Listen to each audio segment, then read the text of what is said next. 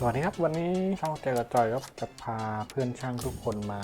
เปลี่ยนปลายหัวแรงครับหัวแรงที่เราจะทำการเปลี่ยนปลายวันนี้ก็จะเป็น Hagco Presto รุ่น 981 นะครับเป็นหัวแรงปืนแบบนี้เนาะมันยังไม่ได้สึกไม่ได้เสียอะไรเนาะแต่ว่าผมจะเปลี่ยนปลายให้มันเป็นปลายแหลมพิเศษนะครับเอาไว้สำหรับงานที่เป็นงานซ่อมอุปกรณ์ชิ้นเล็กอย่าง SMD นะครับนี่หัวมันจะประมาณนี้มันจะแหลมปิดเลยเทียบกับแบบเดิมนะครับนี่นะครับประมาณนี้เดี๋ยวเราจะมาทำงานเปลี่ยนปลายมันนะครับหลายคนอาจจะงงว่าทำไมเราต้องเปลี่ยนปลายมันเพราะว่าทุกวันนี้อุปกรณ์ที่เป็น SMD แบบนี้มันจะค่อนข้างเยอะขึ้นนะครับอุปกรณ์ที่เป็นเล็กๆแบบนี้แหละเราต้องใช้ปลายหัวแรงที่มันแหลมขึ้นในการซ่อมหรือว่าเปลี่ยนอุปกรณ์พวกนี้เนาะนอกจากเราจะใช้พวกลมร้อนแล้วก็ใช้หัวแรงที่มันปลายแหลมๆแบบนี้ก็ได้นะในการเปลี่ยนหรือว่าทำงานเกี่ยวกับอุปกรณ์ที่มันเล็กๆเนาะนี่นะครับอย่างบอร์ดที่เป็นแอมจิ๋วแบบนี้มันก็จะมีอุปกรณ์ที่เป็น SMD เยอะมากถ้าหากเรามีตัวเครื่องเป่าลมร้อนก็สามารถใช้ได้หรือว่าถ้าเราไม่มีเราก็สามารถเปลี่ยนปลายหัวแรงของเราให้มันเป็นแบบแหลมๆแบบนี้ก็ได้นะโอเคเรามาเปลี่ยนกันเลยนะครับนี่ตัวที่สั่งมาเรามาดูสเปคนี่เบอร์980 981มันใช้ด้วยกันได้นะครับก็จะมีปั๊มตราอยู่ตรงนี้บอกว่า Hagco Lead Free Made in Japan 980 TDI มาดูซองมันก็จะประมาณนี้ครับ Hagco ผลิตที่ญี่ปุ่นครับตัวนี้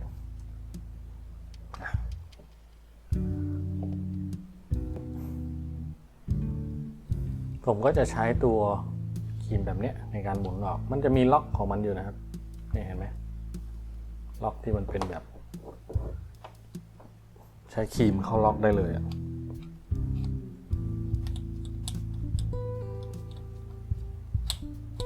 ครีมหรือว่าประแจนะครับแบบนี้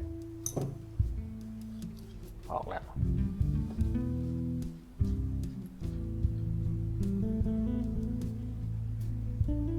ก็จะมีปลอกแบบนี้เนาะแล้วก็มีปลอกข้างในแบบนี้นะ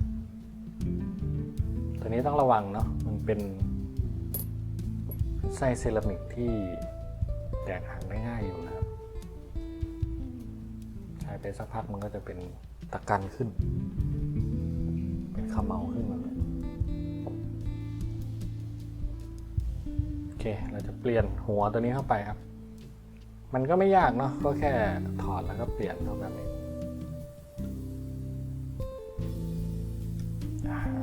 ของใหม่แน่นนิดนึงดันเข้าให้สุดแล้วก็ใช้ตัวนี้สวมกลับครับหมุน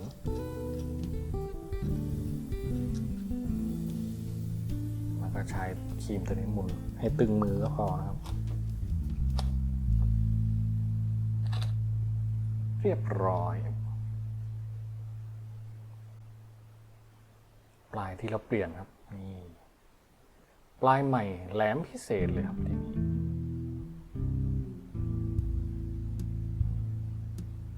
ดูใกล้ๆหน่อยนี่ครับประมาณนี้ถ้าเทียบกับตัวเดิมมันจะปลายใหญ่หน่อยเนาะเป็นงานทั่วไปนะครับตัวนี้แต่ตัวแหลมพิเศษนี่ส่วนใหญ่จะใช้กับงานที่เป็นชิป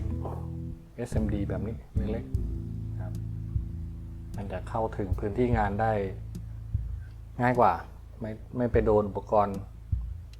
ที่อยู่ใกล้ๆกันนะประมาณนี้นี่ครับการทำงานจริงมันก็จะประมาณนี้นะก็จะแตะเบาๆจุดที่เป็นอุปกรณ์เล็กๆเนี่ยครับจริงมันตัวเล็กมากเนี่ยเราซูมเข้าไปเฉยพอปลายมันแหลมมันก็จะเข้าใกล้จุด บัตรกีได้ง่ายกว่าแล้วก็ไม่ไปโดนจุดบัตรกีอื่นที่อยู่ในวงจรนะอย่างขา IC เล็กๆพวกนี้เราก็สามารถใช้ปลายหัวแรงแหลมๆแบบนี้ในการซ่อมหรือว่าการไล่ตะกั่วได้นะครับส่วนจุดไหนที่มันเป็นจุดบัตรกีใหญ่ๆแล้วก็ต้องใช้หัวแรงอีกตัวหนึ่งซึ่งไอ้ปลายหัวแรงตัวนี้เราก็จะเก็บไว้เป็นอะไหล่สำรองเนาะมันยังไม่ได้เสียนะครับยังสภาพดีอยู่เลยนะเพียงแต่ว่าผมมีหัวแรงเพิ่มมาอีกตัวหนึ่งก็คือกู๊ดผมมีหัวแรงกู๊ด TQ95 มาแล้วก็เลยว่าจะเปลี่ยนตัวนี้ให้มันเป็นเฉพาะงานเฉพาะไปอีกนะครับนอกจากนี้มันก็จะมีปลายที่เป็นปลายตัดแล้วก็ปลายสิวเนาะก็มีนะครับหรือว่าจะเป็นปลายแบบง่ามก็มีนะครับลองไปเซิร์ชดูสำหรับรุ่นนี้ปลายมีหลายแบบนะครับให้เปลี่ยนแต่ว่าราคาก็แรงเอาเรื่องเลยนะปลายเล็กๆแค่นี้เกือบ200นะครับรวมค่าส่งเนี่ยนี่แค่นี้เองไม่แน่ใจว่าวัสดุมันทำจากอะไรน่าจะเป็นพวกทองแดงเนาะเพราะมันนำความร้อนได้ค่อนข้างดีนะนี่ครับเรียบร้อยครับวันนี้ก็มาเปลี่ยนปลายหัวแรงครับใครที่มีอยู่หรือว่าใช้รุ่นนี้อยู่ก็รู้ดีนะว่ามันอุปกรณ์อะไรทุกตัวของมันมีให้เปลี่ยนได้หมดเลยนะแม้แต่บอดี้แม้แต่พวกเนี่ยหรือว่าไส้เซรามิกกรอบทุกอย่างมันมีอะไรเปลี่ยนทั้งหมดเลยนะก็เป็นข้อดีของการใช้ของที่คนอื่นเขาใช้ด้วยกันกับเราเยอะเนาะนี่ครับตัวนี้ของแท้อยู่นะแต่ว่าผมเปลี่ยนสายเป็นแบบ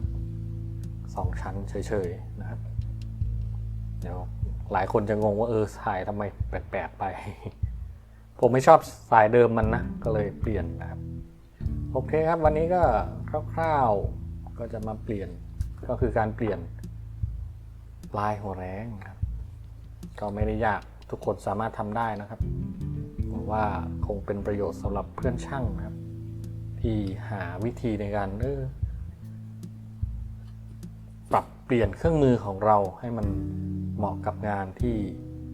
เปลี่ยนไปนะครับเพราะว่าอุปกรณ์พวกเล็กๆพวกนี้มันมีเยอะขึ้นถ้าเราจะซ่อมเราอาจจะต้องมีเครื่องมือหัวแหลงปลายแหลมหรือไม่ก็อาจจะเป็นเครื่องเป่าลมร้อนนะครับถ้ายังไม่มีเครื่องเป่าลมร้อนก็ใช้หัวแหลงปลายแหลมๆพอกำแกมได้นะครับโอเคขอบคุณครับไว้เจอกันคลิปหน้านะครับหวังว่าคลิปนี้จะเป็นประโยชน์สำหรับทุกคนนะครับขอบคุณทุกไลค์ทุกแชร์แล้วก็ทุกการติดตามนะครับถ้ามีอะไรก็สอบถามหรือว่าฝากคอมเมนต์กันมาได้เลยนะครับขอบคุณครับ